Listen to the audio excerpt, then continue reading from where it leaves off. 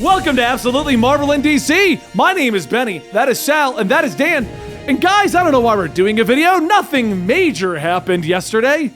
I didn't hear anything. No, nothing at all. Not a Spider-Man trailer dropping. What? That's right. So we'll talk more about it in one of our full-length podcasts because this is a trailer reaction, but I honest to God do not think it was intended to come out yesterday. No, there's no way. Although there are some theories out there. And if you want to hear more about that, check out our Absolute Comics podcast. But today we're reacting to the trailer. We've already watched it, so this is going to be an analytic kind of view to it.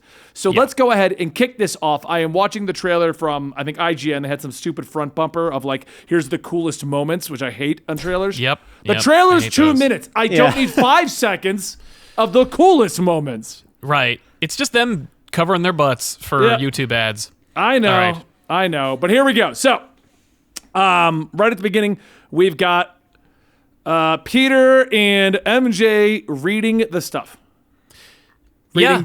By the way, sad news, that is not the Daily Bugle they're reading, because, of course, the dailybugle.net is a news YouTube channel, or news YouTube channel. This is the Daily Post. Yeah, Daily Post, I was going to say, New York Post. It's sad. I'm like, every time I see a newspaper in a Spider-Man movie, I'm like, is it the Bugle? No? Nah, pass. Then I don't care. Yeah, well, so they're being kids. So out of all the Marvel movies, this is probably going to line up the most with the standard Marvel formula, as proven by this trailer. It opens with a joke. Mm-hmm. You know what I mean? Yeah. I don't know if this is like the opening of the movie, but we're giving this we're ramping up. We're building up tension and also anticipation. So it's a cute little opening. I wasn't expecting it, but let's. Well, it's setting up how his identity's been revealed, which is what we go to next. Yes. Him swimming through the city, and we realize that the ending of the last one is accurate. It literally shows the ending of the last movie. Yeah. So here's the first interesting. So there it is. If you go to, on my trailer, it's probably be like 26, right when they're on the outside shot going in to talk to Peter, the running theory is that man with the white shirt is Matt Murdock, and he's walking in. I've heard that too. Yeah. I've heard that too. Not only him, but like the guy who slams the papers down in front of Peter. Yeah. That may also be Matt Murdock. Well, it'd be the same guy, and they're quite obviously masking his face. Oh, yeah. Yeah. So... I mean, I hope it is. They showed Peter earlier in this. He's in a precinct. He's cuffed in an earlier shot. In the shot where the unfaced man slams the papers down, he's no longer cuffed. So it could be that he's with legal counsel right now. And like I'd that, be okay what with he's that. slamming is all the evidence. Because if you look at Peter's face where I frozen it there, he's like, "What is that?" Like, right? He's just like, oh, maybe Peter's being flippant about it. Maybe Matt's like, you got to get your head in the game, kid. Like these are serious charges. Like you wielded weapons of mass destruction, and you're not even old enough to drive. So I know that this is the running theory that this is going to have like every character ever to exist in the MCU. Yeah. Do you think this is actually Matt Murdock, Sal? I want it to be so bad, man. and I don't want this movie to get like choked. I really want to see just a pure, awesome Spider-Man movie. Yeah. And if we get a chance, I'll hopefully be able to mention just the fact that like a lot of this trailer takes place in New York, which gives me high hopes. But then, of course, there's like later in the trailer where it's not. But I see a lot of shots in New York, and I just want to see like a pure Spider-Man in New York movie. But we're getting a lot of things in this movie. And I figure, you know what? If you're going to do all this, why don't you chuck Daredevil in there too? Why not? What do you think, Dan? I think it'd be you're cool. a fan of Daredevil. Yeah, no, I think I kind of hope it's Matt Murdock, but I hope that if it is, at no point is Daredevil actually mentioned or referenced or anything like that, but it's just straight up, this is Matt Murdock as a lawyer. And so those of us who know who Matt Murdock is like, oh man, like they added Daredevil, but it doesn't take away from the movie at all. Right, the casual moviegoer is not going to be like, wait a minute, who is that? No, but the rest of us will be like, this confirms they're in. You're like, yeah, exactly. Nor is there going to be a moment where like Daredevil swoops in and helps Spider-Man out. Like I think that the only out of all the superheroes that could appear in this movie, I think it's going to limit it to basically just Doctor Strange. I already am a little unhappy with how much Doctor Strange is in this teaser because it feels like a Doctor Strange movie with Peter Parker as the focal point right now. There was a bunch of Doctor Strange in that Thor Ragnarok trailer too. I think we're getting all the Doctor Strange that we're getting in this movie in this trailer. And I agree, and that's what I'm hoping for because they really want to promote that. These are all just small bits of trailers for the Doctor Strange movie as well that they're just slowly building up to make sure everyone's like, hey, don't forget about Doctor Strange. He's wearing a parka. I've heard rumors that like Doctor Strange 2 is basically part 2 to this movie, and I'm like, don't do that. Like, it could be though, like him dealing with the aftermath. Like Spider-Man fixes his issue, right? Doctor Strange then goes, okay, well, I got a bigger problem to fix. Yeah. Like I'm happy that no one knows you're Spider-Man anymore. Right. But I got bigger problems in Wundagore Mountain to deal with. You know? Yeah. Okay, so the trailer moves forward here. It's a lot of just revealing. Everyone knows who he is. People don't trust him. People do trust him. Obviously, whoever the lawyer is got him off. That's why I think it's Matt Murdock. Mm-hmm. You would need someone that good. Yeah. He's Spider-Man. I mean... Right. Well, and I think it'd be a really fun Easter egg to make it Matt, especially if Matt's only going to be in like the probably 3 collective minutes that they're going to spend on a trial or any kind of charges listed at Spider-Man, because it looks like there's no time to deal with the fallout of the identity reveal. So works for me. But yeah, he's trying to reintegrate back into his life, and he's in school, and he's FaceTiming. You know, he's trying to make things normal, but of course nothing will ever be normal again for him. Right, it's probably in a weird situation because, like, when his reveal happened in Civil War and One More Day and all that stuff in the comics, he also wasn't known as like this big hero. Yeah, no, because he saved the world knowingly. Everyone knows he saved the world with the other superheroes here. Yeah, but then he also seemingly killed Mysterio. Like, right. But during that same movie, he's like the only high-profile superhero left. So everybody's looking at him. Right.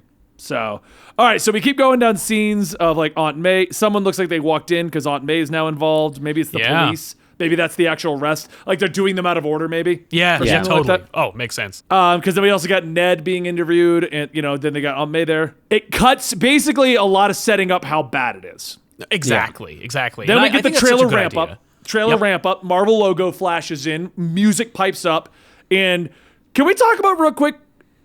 It's like a frozen wasteland, and Doctor Strange is in the cape, but his sweats. Yes, I love this. I love Doctor Strange casual wear. Mm-hmm. Couch potato Strange. I love it. Why is his mansion frozen? Good question. Why is it frozen? I think it's a throwaway joke. I think the idea is, like, we left the door open to the like snow dimension while we went on vacation. But I've heard theories because, of course, everybody wants to keep reminding everybody about Mysterio, or not Mysterio, but Mephisto. Yeah. Hell has frozen over, and so it's all like cold in here. But I'm like, the Sanctum isn't a gateway to hell. Give me a break. So I'm thinking it's a gag. I'm thinking it's just a fun. We've seen the Sanctum now in Infinity War, Doctor Strange, Thor 3, and this. So this will be the 4th time we see the Sanctum Sanctorum. Why not do something kind of new and different? Mm-hmm. Like, just cover it in snow. Let's do something fun. I get a feeling it is, because also he is in the sweats, the hoodie. I feel like it is to add to that joke. Like, this is Doctor Strange. I also like the throwaway joke here where he says, "Sir." Yeah, yeah. Well, because he's so used to bearded older men telling him what to do. But I love that. I love that joke. A little weird, but I'll allow it when he calls us Steven. Yeah. Love it. But the reason I bring that up is not just how funny that joke is. It also shows, like, unlike in the comic books where Spider-Man always gets reset as the butt of every joke, they're giving him respect now. Mm-hmm. He's now able to be like, okay, I don't know if I like you calling me Steven, but okay, we'll go with that. Yeah. Like, right. It's like, you've earned that, but it's still kind of weird, kid. Yeah, exactly, yeah. Yeah. Then we jump into 116, and Spider-Man's wearing what everybody kind of thought was the black suit, but is, if you look a little closer, a different Spider-Man suit. This is the magic suit that people might have seen from Hot Toys or the action figures that have been out there. It's the black suit with gold accents. If you look at the action features, there seems to be kind of like mystical webbing. What do you think? Why do you think he's in that suit, though? You're right. It doesn't look to me like the true black suit. No. And I don't think. I do think we're getting. Think of this: we're getting Doctor Strange. We're getting most likely all the Sinister Six guys. We are most likely getting Tobey Maguire and Andrew Garfield.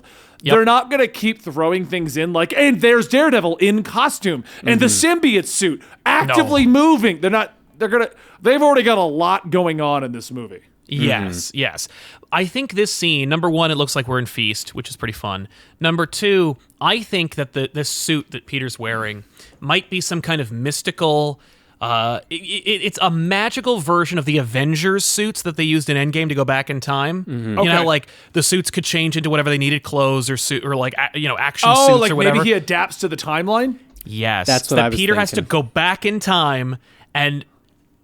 It could be, and my Tiffany has this theory that he's leaping, that he's going into the bodies of like Andrew Garfield and Tobey Maguire. As soon as you said the mystical suit, that would make sense and also keep things less convoluted for people who don't know about all the different timelines. Yeah. Because then you could easily be like, oh, he's still Peter Parker, and the rest of us would be like, Andrew Garfield! But everyone else is like, oh, he looks like that Andrew Garfield guy. Right. So I think the mystical suit is his suit that's enabling him to pass through like time / the multiverse, and it adapts to whatever situation or timeline that he's in. Mm-hmm. Or maybe at least at a bare minimum, it adapts his suit to adapt to the Peter Parker of that timeline. Right. Because later on in this trailer, and when we get to it, we'll probably discuss it more, but Otto straight up says Peter Parker. Now, he's either talking to Tobey Maguire or Tom Holland, but to me, right off the bat, that was kind of odd, because I was like, how does Do you recognize him? Yeah, like, exactly. Like, as soon as I heard him say Peter, I was like, who are you recognizing? Yeah. Well, that could be a very clever editing misdirect, or it could be, because like, the shots, well, we'll get to those shots. Let's talk about those in a minute. Is Feast in any of the other franchises for Spider-Man? No. Just the comics, as far as I'm aware. Just the comics and the game. Yeah, the video game, which, by the way, after watching this yesterday, and I had the soundtrack for Marvel's Spider-Man playing, I was like, I want to play that again. Dude, I've been playing it again, and it's just as fun as it was like the last 100 times I played it. Well, I figured I'd go back to Miles, maybe clean up some Miles extra stuff. I didn't I beat that game into submission, like when it came out. It's so much fun. Just played it for 72 hours straight and just was like, well, that's everything. I got it all. I haven't finished some of the side stuff, but we're off topic now. So anyway, Feast running through, mystical suit. Moving on, we've got... So he asks him, undo it. Right, because it just cuts to another scene of everyone kind of pushing him, and he's trying to get MJ out. Hammering in, like, my life sucks, justifying to the audience his decision to wipe everyone's memories on the planet. Yeah. Right. I like that we brought Wong back just long enough to be like, don't do it, and then he leaves. Well, listen, I can't be here. I got to go be in Shang-Chi right now, man. I got to go be in that. I got to do, like, that fun kind of post-credits scene that's going to be in the middle of the movie. I got to go be in that movie. Good. Works for me. Yep. So this is where he goes down, he does the spell, and it looks like the spell requires Peter to focus, which is where the problem comes in. Totally. Because he's like, stop talking. Like, it seems like one of those spells where it's like, think this one thought of what you want to happen, stick to that, and he's just screwing it in classic Peter Parker fashion. Mm-hmm. Exactly. It's classic Peter Parker style. Like, what just happened? Yeah. This has been a source of a lot of controversy for a lot of people, because they're like, I mean, they're adapting One More Day. Does that, like, it's the worst ever? And I'm like, listen, One More Day is terrible because it's a comic book that undoes a lot of things we like. Mm-hmm. Yeah. I don't want the status quo to be that everybody knows who Peter Parker is. So I'm on board for them taking something that was in the comic books and making it something that fixes what they did in the last movie. Like, I'm okay with that. Yeah. So I say go for it, especially because, like, this is like, he's using like a baptismal font. It looks exactly like the stuff he used in One More Day, which is like, on one hand, One More Day is the worst, but also it's kind of like, wow, they really used this stuff from the comics. Like, way to go. Mm-hmm. I do like that following that he jumps into Inception. Yes. It should have been like, whoa, and then it starts falling. Oh my God, yeah. Where's that recut of the trailer with Inception music? It probably is already out there. So my question is, there's a big, like, bunch of action set pieces where We get the mirror dimension. We got Doctor Strange running at Peter. We got Spider-Man doing stuff on like a train or something. Well, yeah, no, but we also got Doctor Strange on the train. Right. And he's not in sweats anymore. are they... we also get that scene where Doctor Strange like hits Spider-Man and like knocks his spirit out of him like the Ancient One does, like the Ancient One did to him. Well, the whole lesson here, based on this trailer, is you need to accept yourself, not try to live two lives. Which has always been Peter Parker's problem. But that is Spider-Man. Like that's like, I don't know. I think that's weird, like to make that a problem, but whatever. But it just seems to suggest that there's going to be some conflict. And is the conflict going to be after they make the decision or before? Like, do they eventually end up in the cold sanctum, or do they like what sequence does this take place in? Yeah, I feel like Strange's lesson. Strange. Everyone knows Stephen Strange is Doctor Strange, and I feel like that's the lesson he's trying to partake on Peter Parker. Like maybe you shouldn't be trying to wipe this memory out. Maybe you shouldn't try to have two lives. I hope that that's not where we go. Where the end of this is just everyone knows who he is. Yeah, that's learns to accept responsibility for your action. Like, that's not. No, that's not a Spider-Man story. That was one of the worst things about the last movie for me was the identity reveal. I'm like, I haven't even gotten like a full-on Spider-Man movie in this universe yet. Don't make it this weird status quo that is not fun. But anyway, so what do you think of that idea, Dan? I know you've been kind of quiet, letting us rant over here. Right. Wait, which idea exactly there? So what if like the whole point of this is that he needs to let his identity? Yeah, I kind of hope that it goes in the direction of Doctor Strange being like, you need to accept that you can do both at the same time, but then Peter going, no, that works for you. That doesn't work for me. Like, we're two different people. We live very different lives. And like, I think it'll also be kind of an opening of the role that different heroes have in the universe. We've got Doctor Strange, who has that role of he is the Sorcerer Supreme. All other heroes know to go to him for magic and stuff like that. But I think Peter Parker as Spider-Man, his role is he's just the web slinger that helps out people in New York. He's the friendly neighborhood Spider-Man. He's the friendly neighborhood Spider-Man. And I think that's going to be I feel like that might be why it's Peter Parker and Strange as well, is kind of that the guy who is fully open about who he is versus the guy who does not tell anyone who he is. Well, then they also get these really cool visual effects, like all these trains tied together as a missile. Yeah, that it's pretty cool. Also, of course, before the train missile, we got electricity blasting. I think we all know it's Jamie Foxx's Electro. Wait, where was that at? I'm trying to see. That's 214. Right after he falls through the world. Exactly. Right after, okay. Right where you see, apparently, the DailyBugle.net must have gotten a lot of... they must have gotten some kind of grant because they have a van now. I'm like, aren't they like a YouTube channel? But now they have like a news van. I'm like, all right. We're seeing the Daily Bugle. Or it's the other universe. Yeah. Where the Daily Bugle's actually a thing. And the lightning is not blue. So I don't think it's Jamie Foxx. No, I think it is. I think they're fixing it. I think they're like, get that stuff out of here. Like, Jamie Foxx is a great actor. Why did we make him a clown? No, there's the lightning. And then they're basically hinting at the villains. We have the lightning. There's a sandstorm monster thing in here somewhere. Yeah, sand. Okay. Thomas Hayden Church's Sandman works for me. He's great. Well, we haven't heard about him coming back, have we? No, we haven't. But like, it's because no one would care. Yeah, is anybody that hyped? Like, oh my God, do you mean the man from Wings and Sideways is going to be back in the Spider-Man movie? He must be like 72. Like, no. Wings was a great show. It's a treasure of our generation. I love Wings. The bomb. I know they talked about William Dafoe coming back, right? That was the bomb is linked to? Yes, absolutely. With the laughter. Yep. Yeah. And then, of course, we have the claw. Boom! Mm-hmm. Yep. Which is definitely not playing where it probably happens in the movie. Oh, yeah. No, the street scenes are so CG looking. Like, they have to be either erasing people or replacing people or adding people. Like, the shots of the Iron Spider suit are so terrible looking that it suggests to me either, like, this is a rush job to get this trailer out there, which I think it is, but also that there might be other spider people in this scene. And that's what you were leading towards, I think, where it was like, who is Doc talking to? Right. Well, that's my point. Like, hello, Peter. And then Tom Holland, by the way the trailer sets this up, out of costume, puts on the suit.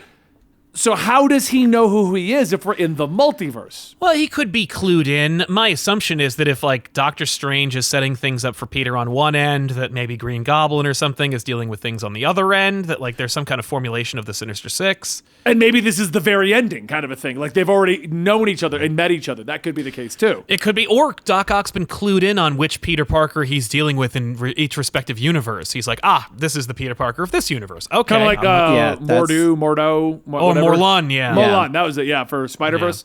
Where he's like, you're the Peter Parker. Exactly. And then you have two guys behind a rock go, is that Andrew Garfield and Tom Holland? Right? Real scene in that comic book. Like, I'm wondering if it's a situation of when they break the multiverse, Doc Ock from the alternate universe learns of it, researches the other universe, and that's him showing up and being like, I know who you are. You may not know who I am, but I understand the multiverse.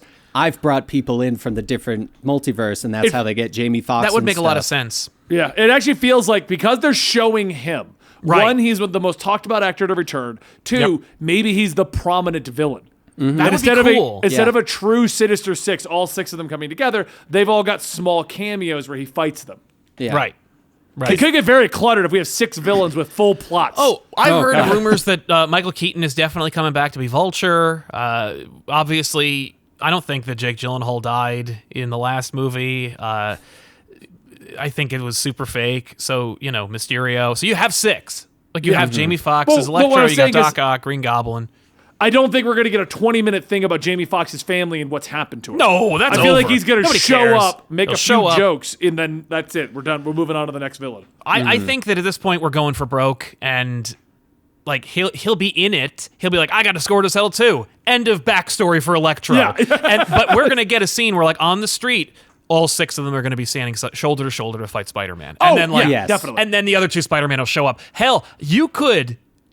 The reason why there's not even an inkling of other Spider-Men in this movie is because Doctor Strange pulls them out of their respective multiverses for the fight against the Sinister Six. At the end, they're not in any other part of the movie. They just show up at the end. That would make sense. That'd be cool. Yeah.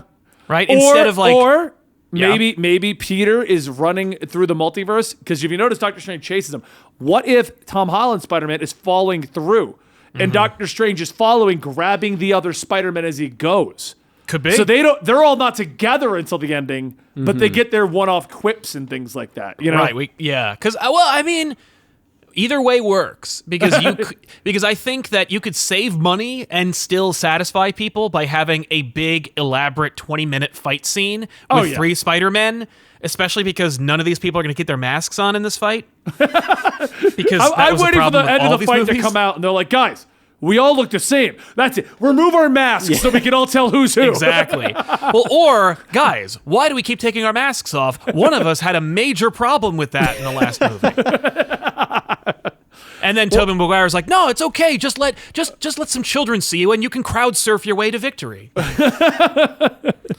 Dan, what do you think? Are you excited about this movie? Does this make you actually excited about it? I am excited. I really hope that, despite a lot of the trailer being focused on like everyone being like, oh, we know who Spider-Man is, I really hope that's like the first 10, 15 minutes and we don't drag on the whole, okay, everyone knows, let's just get on with the bloody movie. Yeah. But I'm really excited. It's got a lot of hype. There's a lot of potential. And I think that's what I'm most excited about is like the fact that we could legitimately get Doctor Strange grabbing other Spider-Men from other universes to like team up and have a full spider fight. The fact that that's a legitimate possibility that I could see happening. Yep. I'm sold. I'm really excited for watching this one.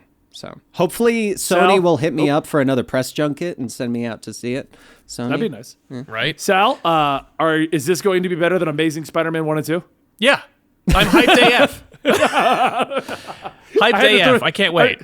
I was like, you're hyped. The answer's yes with you, so I needed to ask another question in there. Right. Yeah. No, I mean, well, yeah. I mean, there are some things, let me tell you, there are some things about both those movies that I really liked. And that's enough I'll say about that.